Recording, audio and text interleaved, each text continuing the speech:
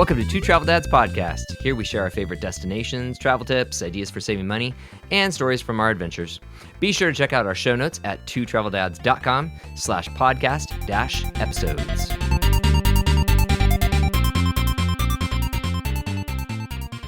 Hey, this is Rob. And this is Chris. And this is Two Travel Dads Podcast.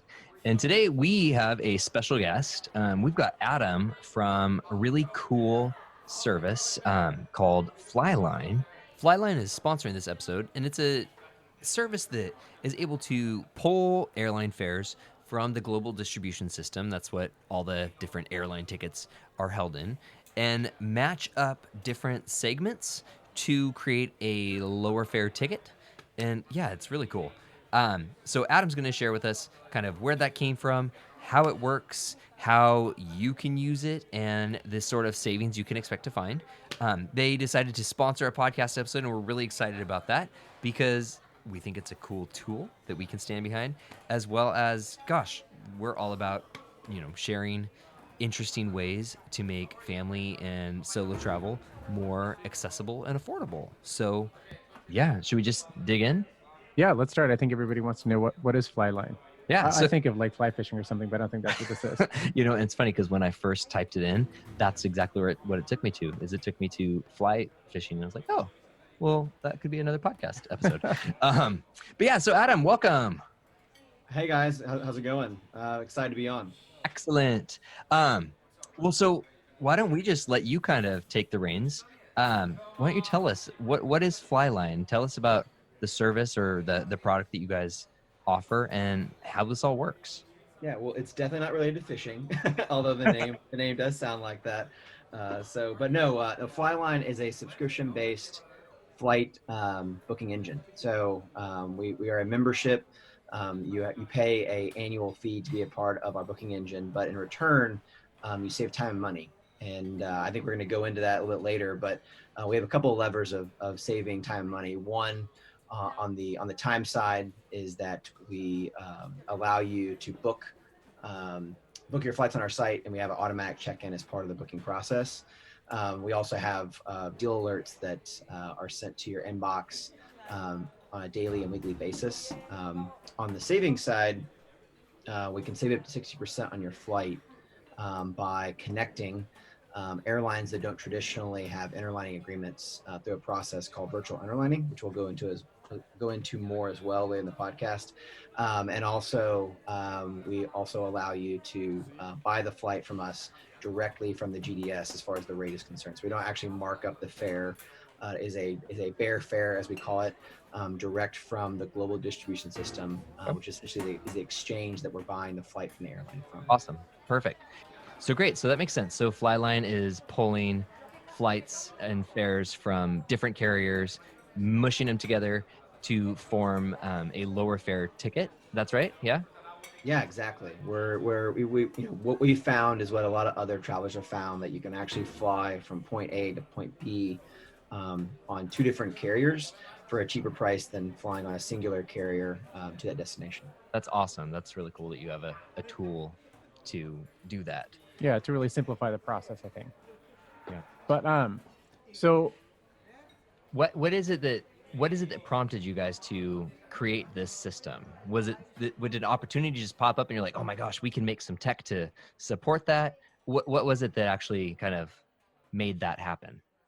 Yeah, so I think my co-founder and I came about this from our own paths, but obviously we kind of met in the middle on the concept. So Zach, who's our CTO, he was actually working. And that's a chief technology officer? Yes, sorry. Sure. Yeah, business acronym. He ultimately was working on a kind of a class pass for flying concept, and when I met him, and as an avid traveler myself, I was actually booking a lot of these interline fares. I was using hacker fares through Kayak, and I was just piecing together different airlines to get from various destinations for the last decade of just traveling.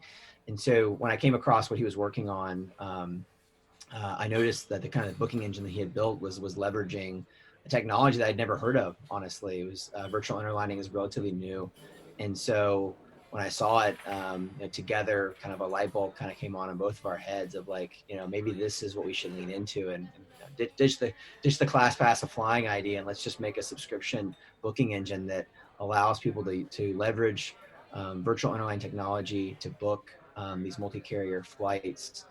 Let's also not try and gouge them like a lot of other sites do with booking fees and markups. Let's just make it a simple business model where you pay an annual subscription, you get the price direct from the airline, and you go about your day and enjoy your travels. And so that's what we did. So it was really kind of coming together, an idea that he had, kind of a product that he was developing, and then me coming in as an outsider with some deep travel experience, and that's what ultimately led to FlyLine.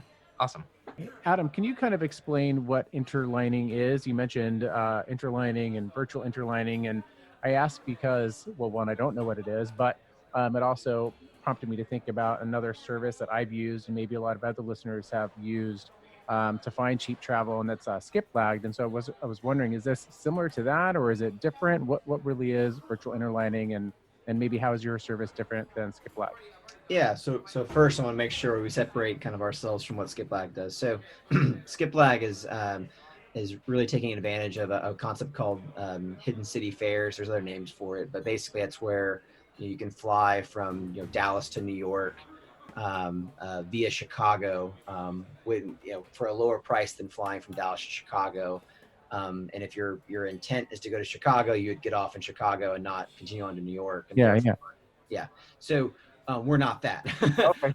In fact, what virtual interlining does is it's essentially just connecting two different carriers to make a singular fare or flight. One of the things I want to make sure it's clear is that this is something that the airlines have a positive opinion of. Okay, good. Not something that you're not going to lose your frequent flyer status or have your points pulled, as I've heard some horror stories with SkipLag. And to my knowledge, there's no pending lawsuits on this. So this is obviously a popular concept that is kind of picking up steam. Essentially, just to kind of explain it, is if you were going to fly from I live in Dallas, so if I was going to fly from Dallas to London, I could fly from Dallas to a number of other cities before going to London on a number of carriers. So Dallas on American Airlines to New York, and I land in JFK, and then from there there's a lot of different carriers that can take me from JFK to London. And so by piecing together two different carriers, I'm actually achieving a much lower price than if I flew a singular carrier to London. Now, listener might say, well, of course you're having to connect, you might have a layover, all that. This is true, but even on a single carrier like an American or Delta or whatever the carrier is, when you are connecting through a city on that carrier and going to a destination, you are often being charged more than you would if you flew two different airlines. And so what interlining does is it's connecting those two tickets seamlessly by communicating with both those airlines to let them know about what you are doing, right? So in the case of them flying American to JFK and then flying like a Virgin Atlantic from JFK to London, Virgin Atlantic and American now know about your flights, right? They know about your American flight and then about your Virgin Atlantic flight, and so that allows for a baggage transfer. So in the case of if you just did self connection on your own and you booked those flights through those two different carriers without using virtual interlining, you would have to carry on your bag. Otherwise, you'd have to get off the plane at JFK, go to baggage claim, grab your bag, get back on a flight, and head to the UK. With this, the bag just travels there. Additionally, if you had a misconnection or a cancellation, virtual interlining is going to allow you to ultimately to handle that, and you'll get rebooked or be refunded if there is any issue with your connection. Oh, so like if you do end up, like if your flight out of Dallas is delayed and you end up missing your connection out of New York because of the way it's booked, it knows it's almost like you have booked it all with the same carrier. Kind of the carrier would be extending that courtesy to get you onto another flight. It kind of operates that same way. Correct. It's all, this is in the fine print on our site, so if anyone wants to read into it, they can read into it. But essentially, we're ensuring that your flight you will have a proper connection, and if you do not have a proper connection, you will either be refunded or rebooked. And that is not an assurance that you get when you do when you kind of self connect on your own. So if you were to try to do your own kind of version of virtual underlining and book two separate flights, you would not have that that backing. Furthermore, if you booked like a hacker fare on Kayak or some of these other kind of concepts, you're still booking independent flights on those carriers, and therefore you're also not insured. And so that's probably one of the greatest qualities of the virtual underlining that we offer. And it's something that we stand by, and obviously it's something that I think most travelers are looking for when making this kind of purchase, because ultimately it is new. It is a concept that isn't as understood, and with that comes some anxiety about, well, what happens if I don't make my flight? How long has it been around? So virtual underlining has been around since roughly about 2016. There's a number of articles about it. In the case of who's providing it, I'm trying to think when Kayak first started offering hacker fares, which was sort of kind of a precursor to virtual underlining, because that's not necessarily a virtually underlined flight. That's just alerting you to the fact that, hey, if you bought on this carrier, carrier A and carrier B, you get a cheaper price than booking on these other options, right? But as far as the actual tech, at least with the provider that we're working with, been around since 2018. There's a number of articles out there, press, that talk about kind of how the proliferation of it. It's mostly being used in Europe. So European travelers are probably, any of your listeners that are based in Europe, they're probably much more well aware of this concept and tech than Americans. But it is a service that is growing in popularity over here as well. That's really cool. So I think I understand now kind of the benefit of doing this. It helps to cut out some of the fares from those interesting connections that sometimes you get. It makes it so that your flights to, sounds like farther destinations versus just quick little, Or like domestic? Yeah. Like, I guess. Yeah, if you think about it essentially what virtual underlining is doing, there's different stats out there on what it saves. So we talk about saving 60% for our members, and how we get to that number is one, we've tested it, right? So we've actually run a number of computer tests on our site against the internet. 70% of the time we're coming in cheaper on international flights, and when I say that, I mean routes, right? So not an apples to apples flight to flight savings. So if you were to look up like an exact British Airways flight from Chicago to London on our site, it's not, you're probably not going to find it exactly. But if you're looking up a route from Chicago to London, 70% of the time we are coming in cheaper than the best price on the internet internationally. And then domestically, we're coming in 30% cheaper on domestic routes. And the reason being for that is, when you add distance, you add a lot more opportunities for route connections, right? So the further you travel around the world, the further, the more flight combos that we can pair together with virtual underlining to get you from point A to point B. And so that's why your long distance international flights have really massive savings. We've had some members save as much as $900 on a single fare over the best price on the internet. Now, a more common savings is around 100 to 150 on an international flight, and 20 to 30 on a domestic flight. But big savings can be had with further distance. Gotcha. That makes sense. I was just curious. So how well does it work if you're doing family travel, like booking like 4 tickets at once, and you've got a couple of kids with you? I mean, does it all stay together on the same reservation? Like, just curious about it. Yeah. There's no difference between booking for one person versus booking for 4? Excellent question. So a member. So when you sign up to be a member, if you buy a basic package, you get one membership. So that can be used by one person.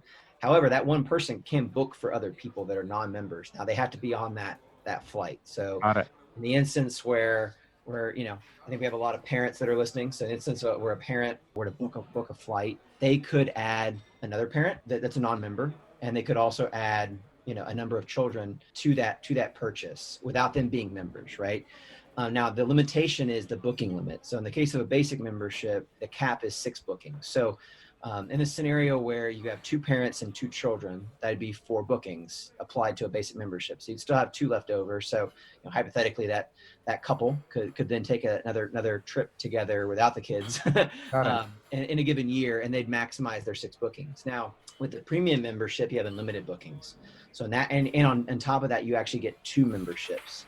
So, and that, hypothetically, if a family signed up for a premium, one parent could sign up, add the other parent or add somebody else, whatever they want. And then both of those members, the add-on plus the original member, have full booking privileges, and they have the ability to book, add as many people to flights they're on as they wish. And so, for frequent flying families or larger families, I would definitely recommend a premium membership. But if you have a smaller family or you just do a 1 trip a year, the basic membership is sufficient. Got it. Okay. Interesting. Cool. So just thinking about people like us who do fly a lot, we fly a lot and we fly the same airlines a lot. So we spend a lot of time on Alaska, for example.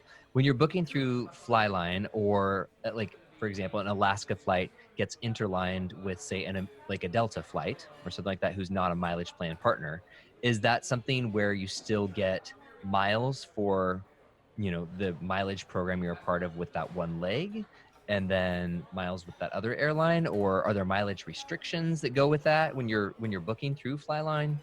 Yes. So the short answer is yes. You do accumulate miles, and you do accumulate them on the carriers in which you have a frequent flyer number or membership or association, as long as obviously you document it on your profile and you make sure that it's being considered during your purchase.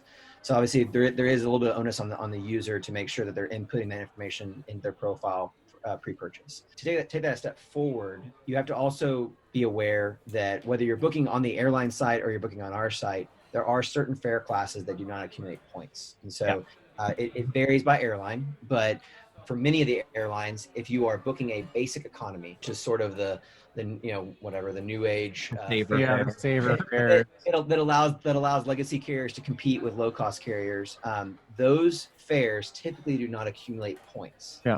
And so in the scenario where you booked a flight or an interline flight, because we do offer both on our sites, and it is a basic economy fare, depending on the airline, you are not going to accumulate points, not because we're not allowing you, just because that's the standard that the airlines established. In the event where it is a fare class that does accumulate points, then yes, you will accumulate points, assuming that you fill out your profile and you do have status with that airline. Hey, Adam, quick question. So I haven't been able to use the app or book through it, but I'm curious if I were booking a flight and I wanted to make sure that what I was booking was earning points, is there like a filter where I can say only show me those flights that earn miles based off my membership and awards that I've set up in my profile? So we don't currently have a feature that would show you the points you're accumulating on purchases on our site. I guess not the number of points, but they are earnable. Like a fare class class filter. We currently don't have we have a fare class filter on the site where you can actually search by fare class. Yes, we do have that. But as far as fare classes that allow for point accumulation or not, because it's airline to airline specific, you would really need to just kind of understand your airline before you then proceed on our site. But we obviously we have a lot of information about the airlines on the site, numbers, email addresses, and of course obviously you can log into your own account. But yeah, you can filter by fare class, but not necessarily by fare classes that accumulate points. Got it. Okay, gotcha. So, and then that would also apply to like the ability to either upgrade or be upgraded within those individual carriers too. It's kind of up to their discretion based off your fare class still. Would that be correct? Correct. And one of the things, and might be too much information for this podcast, but we are actually working on adding in. We've added in a number of carriers already with direct connection to the airline, in addition to our GDS coverage. So as members join, people that are listening that are already members, you'll see updates throughout the year where you'll actually be able to have the same booking experience you'd have on the legacy carrier site. So whether it's American Airlines or Delta, when you're on those sites, you can do seat upgrades, you can add meals. There's a number of features that you traditionally can only do on the actual airline site, and with some of this integrated technology, you'll actually be able to do that on our site. But well, that's pretty cool. Okay, so that I think that makes sense for kind of where I guess you'd would trade in some of the flexibility for some limitations for a lower fare, which, because, in general, there's going to be a bit of a trade-off somewhere, right?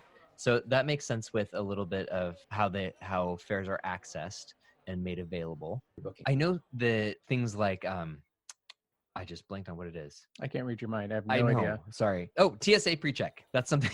That's something that I know is really important to a lot of people, and being able to make sure that your airline participates in that. Is that something that when booking through FlyLine, You add that to your profile, is there and it gets on your any? ticket. Yeah, I would just want to make sure that is something that integrates there. Is that Yes. okay? Yep. You can add your known traveler number, which is the number associated with your TSA account or your global entry account. Mhm. And so yeah, you put that in your profile, and that will once again expedite your booking process when you are booking your flights with that service. Awesome. Cool.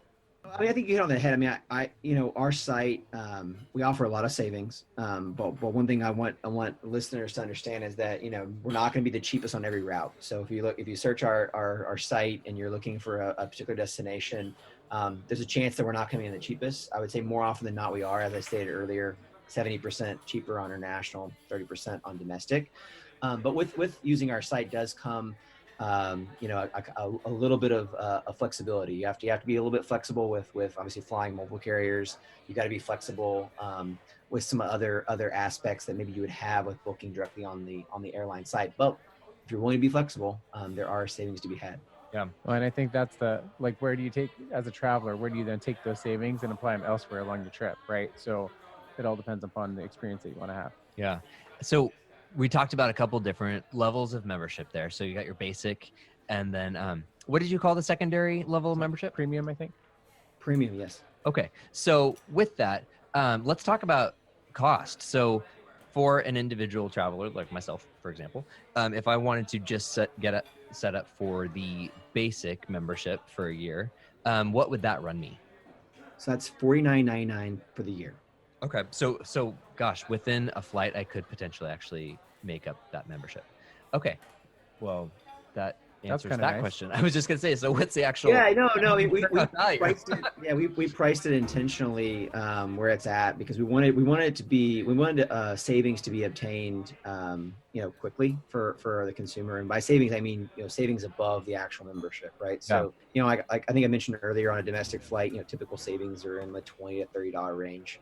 And so with that, a couple of domestic bookings, whether it's one booking or two bookings for yourself or a booking for you and a friend or family member, you can earn back that membership pretty quickly. And then on international, you can earn it back easily in a single booking. And so that's the value prop. And ultimately, we think it's priced to where most members, as long as they book a flight, Yeah. are going to make back their savings. That's awesome. So then, what is the premium? So premium, really the only distinguishing difference between premium is the ability to add additional member that has full booking privileges as the kind of the paying member. Sure. So what's that going to run in a year though? Oh, so from a price standpoint, yeah, that's $79.99. If you think about it, it's a 20% cheaper to buy a premium than two basics. Yeah, exactly. That's what I was thinking there. Yep. So, oh, cool. So then, and with premium, then there's not going to be a limitation to how many of those fares you can book over the course of the year. So no, unlimited booking. Obviously, as long as you or the other added member are on the flight, but you can add as many family members, friends, coworkers, whatever you like to your. I'm just curious if you can share. I'm sure you've had some customer success stories where people have written and been like, "Oh my gosh, I got this amazing deal from your service." Do you have anything like that you can share in terms of what people have saved and some of the examples? Or even, gosh, just like what is like the peak, like prime destination that you're seeing the biggest average savings on, or anything like that? Yeah, so we see savings across the board, across all airport cities, et cetera. I think for the really big savings that we've noticed are, and by big, I mean more than $150, $200 kind of savings are from smaller airports that don't have a lot of nonstops, and so. Airports that if you want to get from point A to point B, you've always had to go through a connecting city. that's where you can see some significant savings without having to sacrifice any sort of time, right? Because you were already having to connect anyway, but now you're doing it on two different airlines versus a single airline. So that's one area. As far as examples, lots of examples. I mean, some of them have been written about by some other bloggers and whatnot, and we've had customers write in and message us on social media. I've seen. I think the record to date on a savings was over a $1,200 savings. It was on a it was on a one way from Australia to the UK. I was going to guess New Zealand. Yeah, and the another one that kind of stood out. A market that's been interesting for us is Nashville. We actually ran a campaign last month in Nashville because the rates were so low compared to the internet. We had several flights from Nashville to like Rome, Nashville to Amsterdam, Nashville to Barcelona that were all coming in $300 and $400 cheaper than the best price on the internet. And so obviously times that by how many tickets you booked and you're talking about some serious savings. Yeah, that's awesome. But there's plenty of examples of those kind of savings. I think, other areas that we've seen kind of up and down are times of the year. Yeah. Our site's no different than any other site. There are going to be times of the year because we're obviously sourcing it from the airline. And so for any, kind of knowledgeable traveler listening out there that's used to kind of the waves of prices are down one time of the year and prices are up another time of the year, you're going to see that kind of same with our pricing because it is coming direct from the airline. Gotcha. One last question, then I think we're almost ready to wrap it up. Regarding, I know that there is a deal alerts function on FlyLine, and in case we didn't say it before, the website so that you can actually check this out is joinflyline.com. And when you get there, you'll see the actual search box, and there's an option for deal alerts. When people sign up for deal alerts, is that going to be something that is just when like fares drop below a certain point? Are you guys monitoring that to alert people, or is it going to just be kind of inspiring search box sort of things like, we know that you've searched for this before, hey, we see that there's a great fare coming up in a couple months? How does that work? How do you guys proactively invite people to come and book? Yeah, so our deal alert right now is based on, so when you sign up for our service, you're going to be establishing a home airport. And so when you request a deal alert for a destination, you'll be setting the destination that you're obviously wanting to be alerted about, and that is going to be associated with your home airport. So the deal alert will be based on a flight originating out of your home airport to that destination and back via round trip. Down the road, we do plan on expanding that and allowing for you to subscribe to multiple airports besides your home airport. It's not a current feature, but it's a feature that we're working on. Additionally, we are also working on a feature that would allow you to essentially kind of set a price that you're interested in booking at. And we're evaluating the ability to kind of auto book on your behalf and then have some sort of like a confirmation feature that's not there yet, but just kind of enticing listeners out there to keep your eye out, because we are beefing up that part of our service. But as it stands now, you establish a destination and then you set a price threshold. And anytime the price falls below your price threshold, you'll be notified through our service. Like, bing, perfect. That's awesome. Well, cool. Was there anything else that you wanted to share that you think that listeners are really going to find valuable that we haven't covered? Anything like that? No, I think what I would like to cover that we haven't covered is essentially that we have an app now. So we have an app in the. Yep, we just downloaded it. Yeah. Yeah, so we are in the Apple App Store. So we are ready for iOS. We also are in the Google Play Store for Android. So The app just went live this past week. I think the app is a significantly better mobile experience than what we had before. So for anybody that was listening that had tried out our site before on their phone, it worked, but the app works even better. So give the app a spin. Beyond that, we are beefing up our deal alerts, as I kind of mentioned. And so for those that are already members and potential members, we do plan on improving that service. And so you'll be seeing some updates coming coming through that way. And then I think lastly, I just want to reiterate that that signing up for our service is a trial. So it's a 14-day free trial period. It's very low commitment, and ultimately we're that confident that the savings you're going to find on our site are significant enough that it's going to pay back your membership easily. That during that 14-day trial period, you can test it out, you can search all your destinations, and ultimately you're going to be happy with the service and continue on as a member. That's pretty cool. Sweet. Do you have any other questions? No, I think we covered a lot of ground, and excited to actually see about what type of savings we can get if we want to fly to Portugal or something, because that's where I want to go. Or heck, we need to book some tickets to Florida. So there you have it. Well, cool. Thanks so much for joining us, Adam. This was great. I understood it before, but now I think I really understand FlyLine a lot more, and I'm actually kind of excited for us to book a trip. Woo-hoo. Yeah, we'd love to have you guys as members and booking, and I look forward to hearing your stories of your travels. And I hope anyone listening out there will log onto our site. I'll just mention it again: joinflyline.com. Check us out, and happy travels.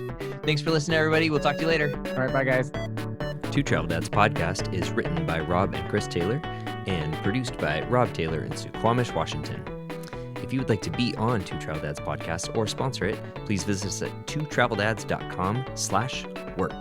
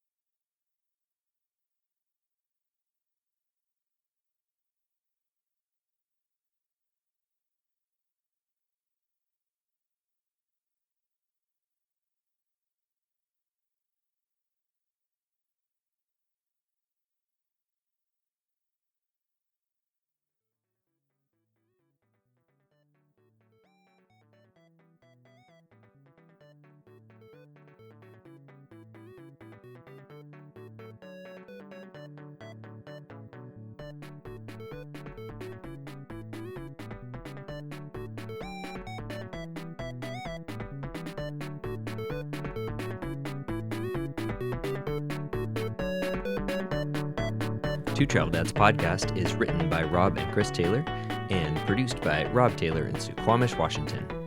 If you would like to be on Two Travel Dads podcast or sponsor it, please visit us at twotraveldads.com/work.